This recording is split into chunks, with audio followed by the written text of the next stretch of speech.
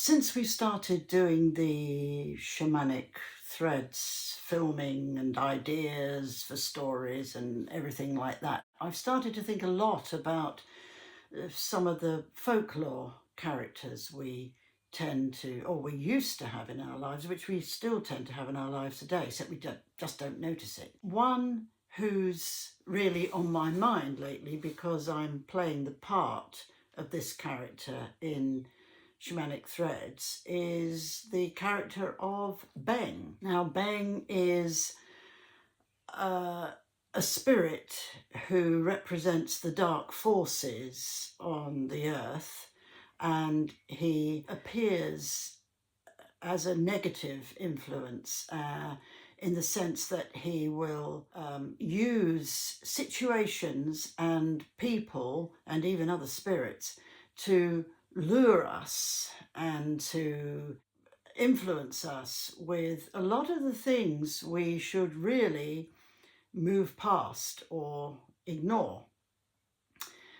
Now, because we've lost this idea of the baddie spirit, if you like, we tend to fall prey and become a victim to a lot of people who exhibit his character traits. His character traits are a lot to do with the negative side of Cam, the sun spirit, and they appear sort of surreptitiously, or they appear out of the blue, or they appear and we don't know they're appearing. We don't know that they're there. A good example is to use the idea of being intuitive. Now, a lot of us pride ourselves on being intuitive, but we really have to refine and polish those intuitive skills if we wish to not fall prey to negative influences. So an example would be that we tend to intuitively turn to something that may not be so good for us as we go along through life, and we fail to see what we're actually doing. At the same time, we intuitively ignore the things that are good for us. So we will bypass the good and make a beeline for the bad. And that is a kind of a Beng influence. Narcissistic people, we may fall prey to them without recognizing them, where we have people being kind to us but firm with us, maybe, and we don't recognize that. So we will often sort of quite happily move past all the things that are good for us and make a beeline for the things that are bad for us. And the reason for this is, well, it comes down to basic habits, emotional habits, behavioral habits. We're used to doing those things, and we're used to succumbing to all the things that are negative, not so good for us. And then we complain, and then we say, no, it's happening to me again. You know, why is this happening to me? And it's because we haven't got our priorities in the right place. We haven't studied enough of our intuitive skills to know which is positive and which is negative. It's all very well saying we've got intuitive skills, but we don't always apply them in the correct manner, in the sense of using our gut feelings, which has been given to us by wonderful Sean, the moon spirit. We don't always apply them in the right context, shall we say. So we can come unstuck a lot when we're doing this. So therefore, someone like Beng, this so-called bad spirit, can work through us as a spirit of darkness and can influence us for all the wrong reasons. And that's not very good when that keeps happening. I'm sure you'll agree that it's not something that we like to happen too often, except it does sometimes. strengthening our boundaries, strengthening our idea of self-worth, self-belief, and all those things that I teach people on the workshops when they come along, is what we actually need to be doing. Now, in folkloric terms, Beng appears particularly in the darkness or in the springtime. There is an old ritual that used to be acted out where Yarg, the fire spirit, on behalf of the sun spirit, would wrestle with Beng. It's the classic old, the light fighting the darkness, which you get in many cultures. But this used to take place so that the light overcomes the darkness, and Beng is killed off, and he lives to see another day, of course, because we have to remember that a frog or a toad was often associated with Beng just because it goes through the transformational process, the metamorphosis.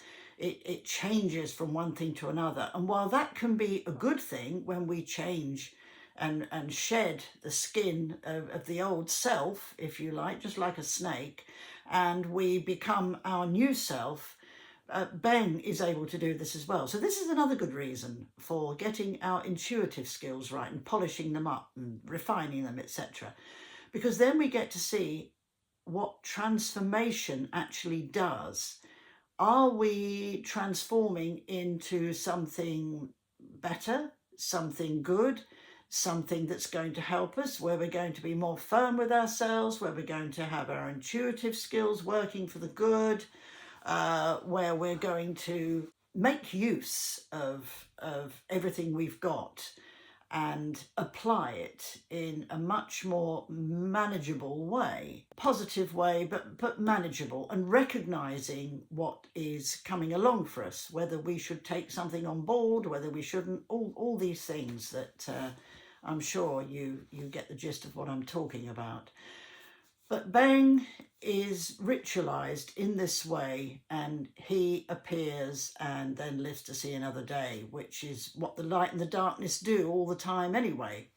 He has already captured Anna, the woodland queen. She's a Kashali queen. He captures her and carries her off over his shoulder, or however you want to visualize it, takes her off for his wife, for his own.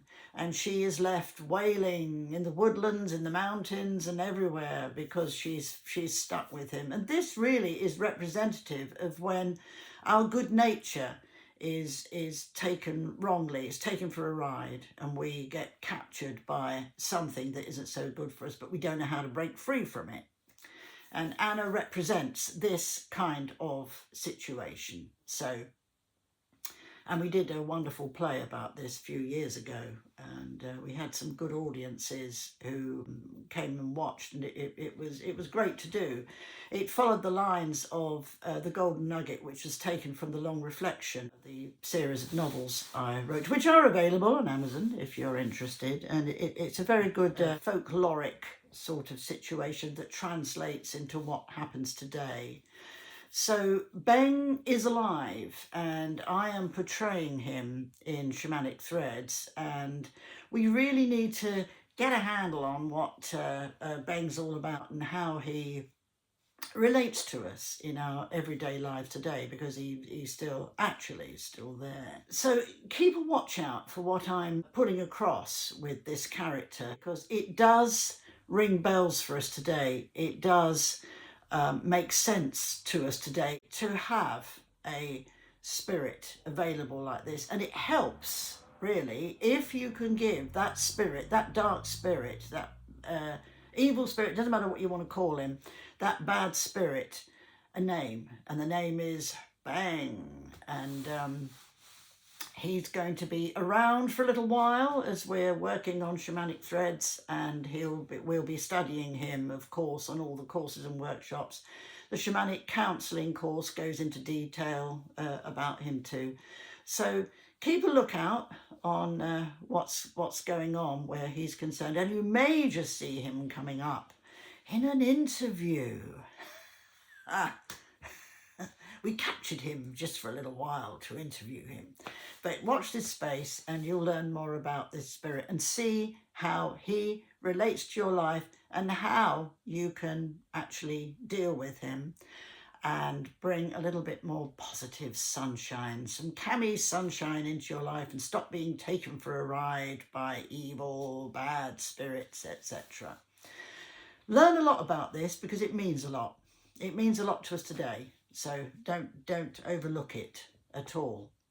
I'll be talking more about it, so thanks for listening on this occasion, and I will see you again soon. Take care.